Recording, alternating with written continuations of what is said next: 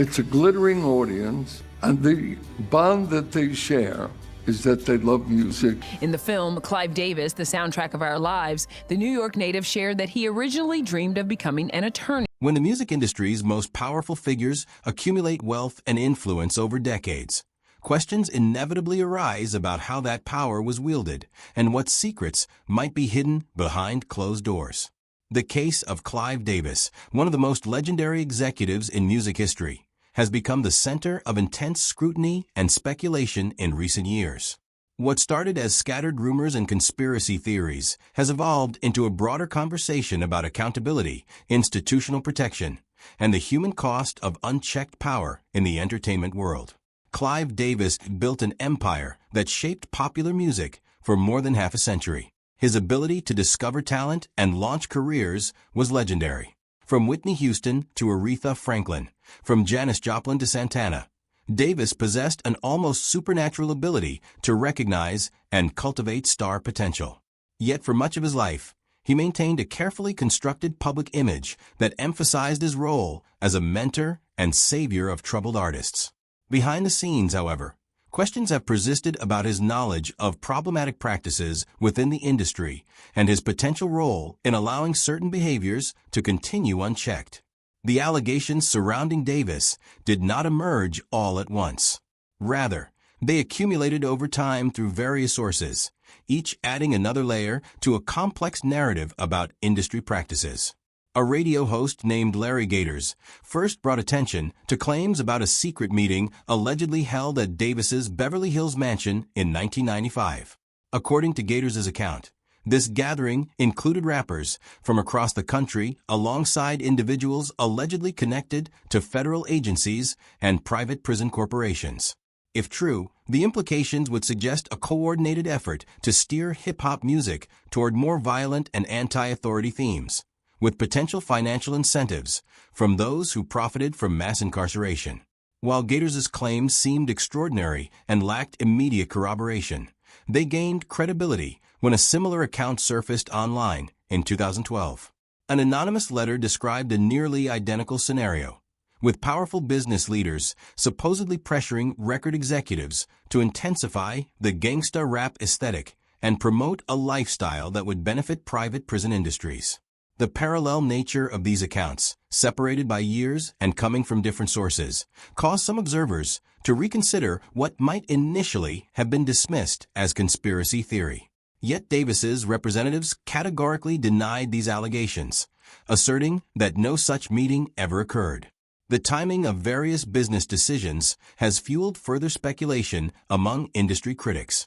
Most notably, Davis's decision to invest approximately $15 million in Sean Diddy Combs to launch Bad Boy Records in the early 1990s raised eyebrows. At the time, that sum was enormous, equivalent to roughly $40 million in modern currency. Diddy had no previous experience running a record label and had not independently produced major hits. Critics questioned the logic of such an enormous investment, particularly when made just a few years after a charity basketball event organized by Combs resulted in a stampede that injured 9 people. Rather than damaging his career trajectory, Combs continued ascending within the industry almost immediately. What makes this investment significant in the broader context of industry allegations is what it accomplished. Bad Boy Records quickly became one of hip-hop's most influential labels, producing Biggie Smalls, Craig Mack, and countless other artists who shaped mainstream music.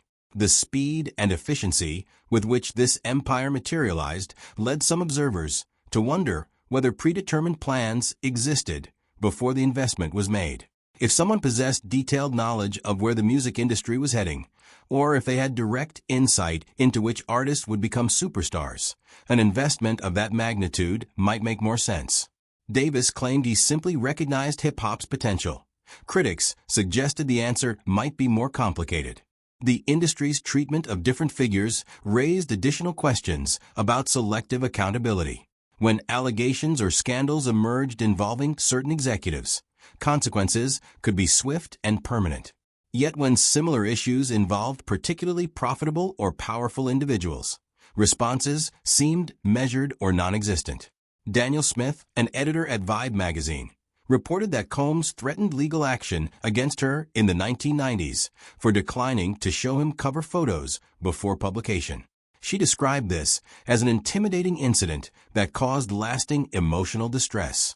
Yet Combs faced no serious legal consequences and continued his upward trajectory without meaningful interruption. To critics, these patterns suggested that institutional mechanisms existed to protect certain individuals while allowing consequences to fall on others. The role of major record labels like Universal and Interscope further complicated the narrative. According to claims made by Suge Knight, a controversial figure currently serving a prison sentence, these companies sometimes used subtle methods to handle accusations against their artists. Rather than public legal battles or transparent settlements, Knight alleged that some individuals were given employment within the company or placed on payrolls through arrangements designed to silence potential witnesses or complainants. If accurate, such practices would represent a significant departure from standard corporate and legal procedures, instead suggesting a system where money could quietly solve problems without public acknowledgement of wrongdoing. Notably, major music corporations responded to these allegations with limited public statements. Universal and Interscope did not launch comprehensive legal challenges or hold press conferences vigorously defending themselves against specific accusations. This relative silence became itself a subject of interpretation. Some observers saw it as the strategy of powerful institutions, simply allowing controversial stories to fade through time and attention displacement. Others wondered whether limited responses reflected an unwillingness to draw further attention to practices they might prefer remain undiscussed. The absence of aggressive denial, while not proof of guilt, created space for continued speculation. The role of prestigious institutions added another dimension to the controversy. New York University's Clive Davis Institute of Recorded Music has trained generations of music industry professionals.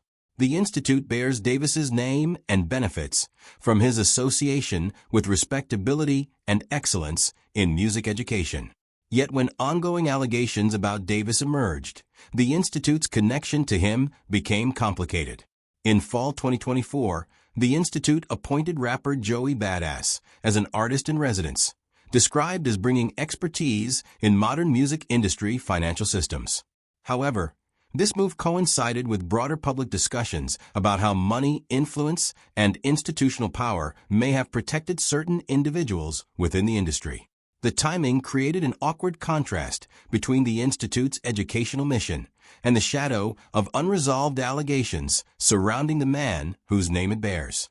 The Apollo Theater, another iconic institution central to African American music and culture, also became part of this narrative. In June 2025, the Apollo presented Clive Davis with a legacy award at a major benefit event. Well-known artists performed in his honor, and the ceremony celebrated his contributions to music history. This public celebration occurred during a period when serious questions about his knowledge of or participation in problematic industry practices remained unanswered. For supporters of Davis, the award represented well-deserved recognition of a career dedicated to developing talent and supporting artists through personal crises. For critics, it exemplified how institutions continue honoring powerful figures, even when substantial questions about their conduct remain unresolved. The contrast between Davis's public honors and the simultaneous imprisonment of Diddy became symbolically significant. While Davis received accolades at prestigious venues, Diddy remained incarcerated at MDC Brooklyn, facing a sentence that could extend into 2028. One represented the pinnacle of industry respect. The other represented the law catching up with alleged misconduct. The divergence raised uncomfortable questions about whether accountability in the entertainment industry operated on multiple standards. If Diddy's actions warranted imprisonment, what about the executives and institutional structures that may have enabled, tolerated, or protected similar behaviors in previous decades? Rumors about Diddy's potential cooperation with federal authorities added another layer of complexity. According to various sources, Diddy's attorney suggested his client was eager to testify about industry matters. If true, such cooperation could provide investigators with detailed insider knowledge about business practices, decision-making processes, and relationships among powerful figures spanning decades. Someone at Diddy's level of industry involvement would have witnessed or participated in countless business negotiations, artist deals, financial arrangements, and informal understandings that shaped how the music business actually operated. If he chose to cooperate, his testimony could potentially revive old allegations or expose practices that had remained hidden from public view. The documentation and potential evidence of industry misconduct has long been a question mark. Suge Knight, from his prison cell, claimed that recordings and tapes exist involving powerful music industry figures beyond just Diddy. According to Knight, these materials could reveal how higher-level figures engaged in similar behaviors and how industry institutions helped protect such actions.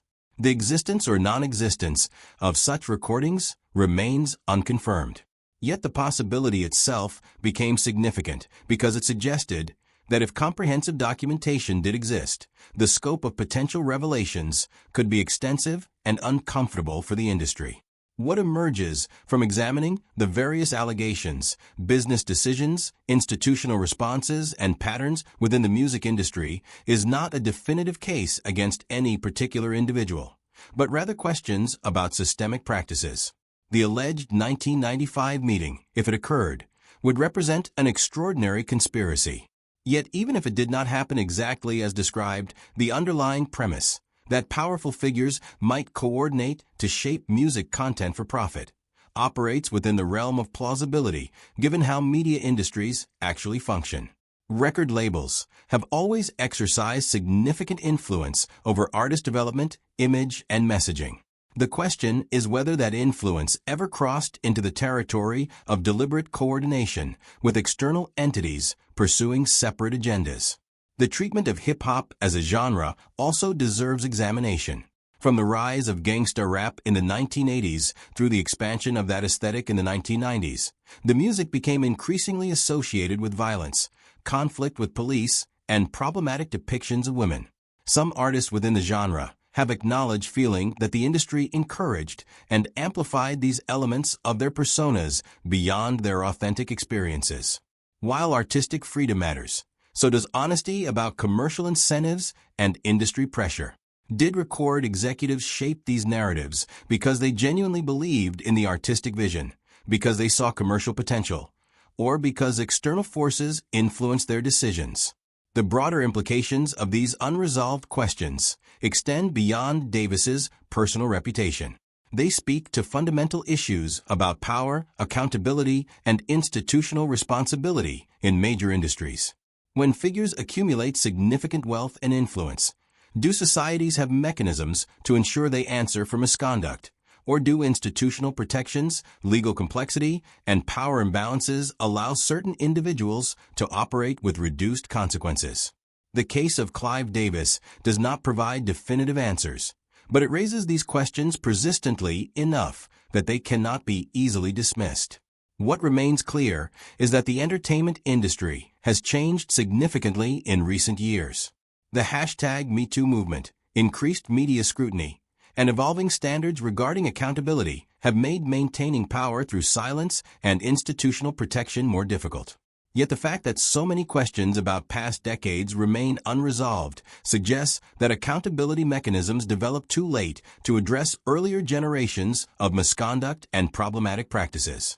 The legacy of Clive Davis will ultimately be determined by how history judges both his undeniable contributions to music and the questions surrounding his knowledge of or participation in practices that cause harm. Perhaps the most important outcome would be a genuinely open conversation about how the industry actually operates, how power is wielded, and what mechanisms can ensure that future generations of artists are protected from exploitation while their talents are developed. Until those conversations happen with honesty and institutional commitment to transparency, the questions surrounding figures like Clive Davis will continue to surface, demanding answers that may take years to fully emerge. Like, subscribe, and follow for more.